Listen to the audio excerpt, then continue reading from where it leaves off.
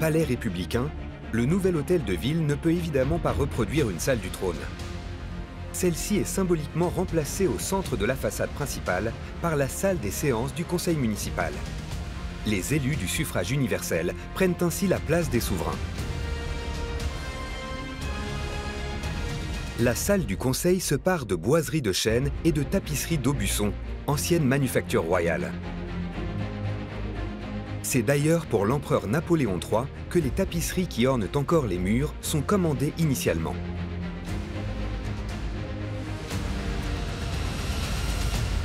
Leur réalisation prit du retard. De ce fait, elles ne furent pas installées en temps voulu dans le premier hôtel de ville et donc elles réchappèrent à l'incendie. Après l'incendie, ces tapisseries, qui n'étaient pas totalement terminées, furent un petit peu modifiées. Sous l'aigle impérial, il suffit de broder suffrage universel pour transformer une tapisserie destinée à l'empereur Napoléon III en modèle républicain.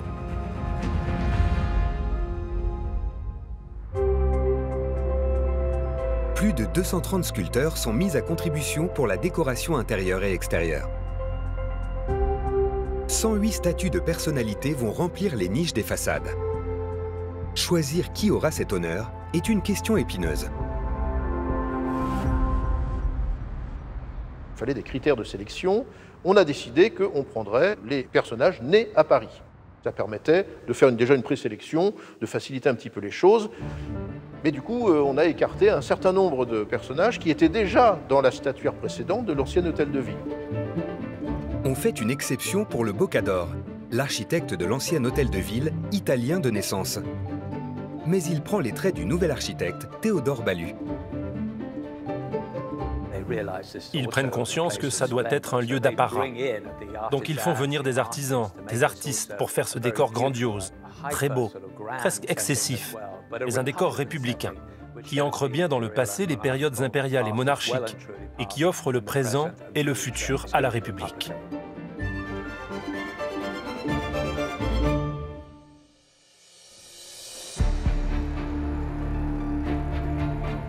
Lieu stratégique du pouvoir, vitrine de la France, l'hôtel de ville a compris qu'il pouvait être une cible en cas de guerre.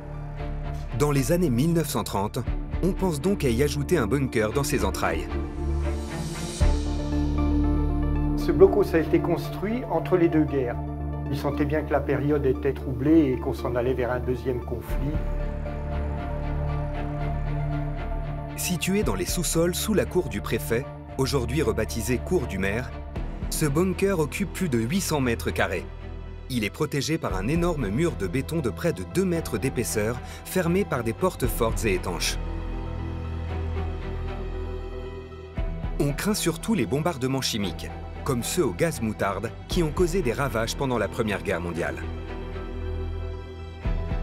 Il comporte une dizaine de pièces qui communiquent entre elles.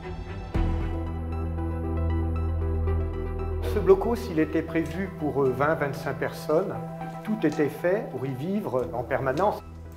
Il y avait un réseau d'air hygiénique, il y avait un réseau d'eau potable, il y avait une arrivée d'électricité. Donc on pouvait y vivre 3 semaines, 1 mois, juste avec un approvisionnement et en restant à l'abri. Pour renouveler l'oxygène, un système de ventilateur est installé à côté du bunker. Il apporte de l'air extérieur qui est préalablement filtré. Il faut aussi que ses occupants puissent communiquer avec l'extérieur. Le blockhouse est équipé d'un réseau téléphonique, mais aussi d'un système de pneumatiques pour envoyer des courriers. Utilisée dès la conception du bâtiment, la poste pneumatique permet de véhiculer des lettres grâce à l'énergie produite par une différence de pression dans des tubes. Un compresseur envoie de l'air dans les canalisations, tandis qu'une pompe aux extrémités du réseau aspire l'air présent dans les tubes. Par effet de propulsion, les messages sont envoyés avec une vitesse moyenne de 40 km/h à leur expéditeur.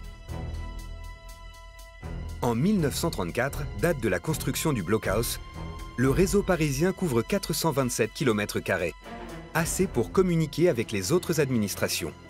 Mais ce ne sera pas nécessaire. Le blocos n'a jamais servi. Jamais personne n'a été confiné, si je puis dire, dans ce blocos. Paris, lui, au contraire, s'arrache à ses 4 années de captivité. Libération! Le général de Gaulle, qui fut le premier à vouloir cette libération, est entré à son tour dans la ville libre. Paris n'est pas bombardé. Pour la première fois depuis Et c'est à l'Hôtel de Ville, le 25 août 1944, que le général de Gaulle prononce son fameux discours pour célébrer la libération de Paris. Paris outragé, Paris brisé, Paris martyrisé, mais Paris libéré. Paris libéré retrouve la paix. Et l'Hôtel de Ville, sa vocation d'accueil et de vitrine pour la France entière. Dans l'Hôtel de Ville, on a une constante, c'est que l'Hôtel de Ville est aussi conçu pour recevoir, pour accueillir, et pour accueillir de grands personnages.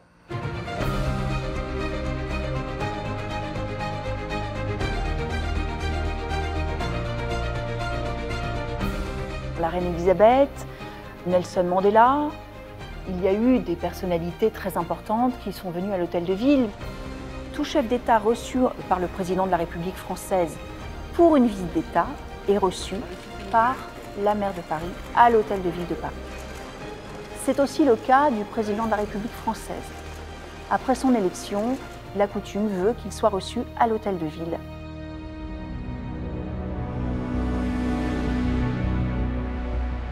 Ces invités prestigieux empruntent l'escalier d'honneur. Ils y accèdent par le vestibule des fêtes, qui forme le palier inférieur. Construit parallèlement aux façades principales de l'Hôtel de Ville, cet escalier à double volée conduit vers les salons de réception. Surmonté d'une voûte à berceau, il est conçu pour éblouir les visiteurs.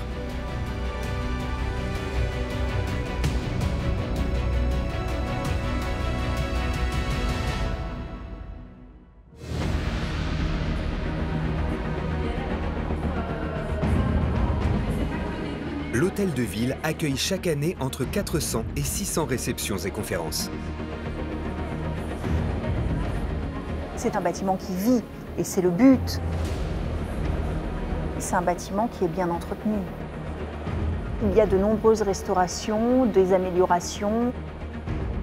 L'éclairage de la salle des fêtes, il a été modernisé. On a un éclairage qui peut varier de couleur et qui met en valeur le plafond de la salle des fêtes d'une façon assez étonnante.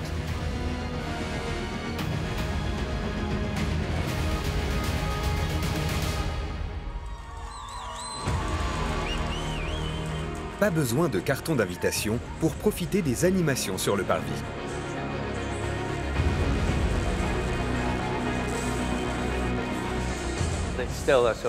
Mais ça reste un lieu de festivité. Des écrans géants sont installés pour la Coupe du Monde ou le Tour de France ou autre. Il y a du patin à glace en hiver. Il y a donc une continuité dans la tradition.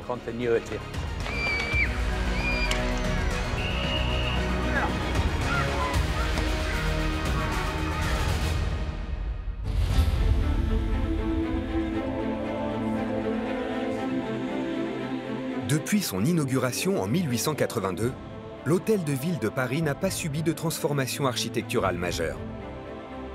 Si le bâtiment n'est pas classé dans son ensemble, certaines pièces sont inscrites à l'inventaire des monuments historiques, comme la salle du Conseil, la bibliothèque ou encore les salons de réception.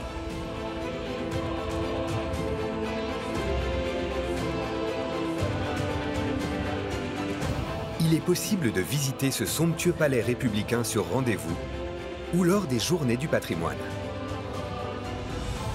Son parvis reste un haut lieu de la vie sociale parisienne.